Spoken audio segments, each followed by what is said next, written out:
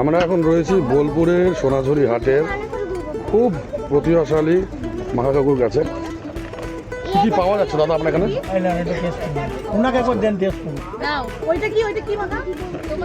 এই হচ্ছে তেঁতুল, বললে উনি বাড়িয়ে দেবেন, দারুণ করে বাড়িয়ে দেবেন।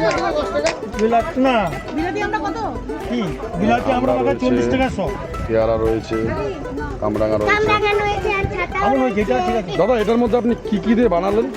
গোলমরিচ, মেথি, জোয়ান সব রকম মশলা। আচ্ছা, এই মশলাগুলি কি আপনি আপনার বাড়িতেই পার্সোনাল? আমার তো আচারেরই লোক না, আমরা আচারটা 12 মাসই বানাই।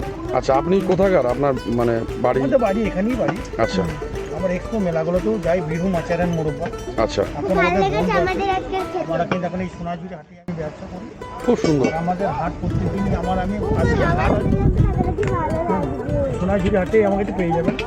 সোনাঝুরি হাটে আছে। আমি নিজে পার্সোনালি আমার স্ত্রী তেঁতুলের আচারের জন্য বানিয়ে দিলাম, টেস্ট করলাম, এত অপূর্ব। আপনাকে আম কাসুন্দি দিয়ে দিলাম একটু। দারুণ, থ্যাংক ইউ। এই দেখুন আপনারা কত সুন্দর, একদম লোভনীয়। আপনার কাছে আর কি কি আচার রয়েছে দাদা? আম কাসুন্দি আছে, আম তেল আছে। আচ্ছা, দাদা কদবেল আছে দেখতে পাচ্ছি, কাঁচা আম আছে, জলের বোতলও উনি রেখেছেন সিল্ড প্যাক একদম।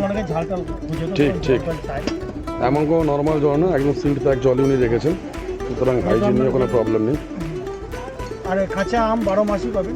12। আচ্ছা, এই যে আচারটা আপনি বানিয়ে দিলেন কৌটে করে, এটা কতদিন রাখতে পারবো? এটা আপনি 6 মাস রাখতে পারবেন, যেন চামচে যেন জল যাতে না ঠেকে।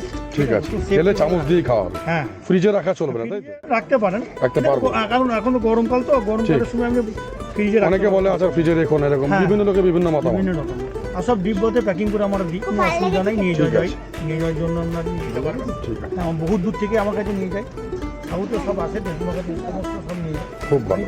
না, থ্যাংক ইউ। আবার থ্যাংক ইউ, নিশ্চয় নিশ্চয়, থ্যাংক ইউ।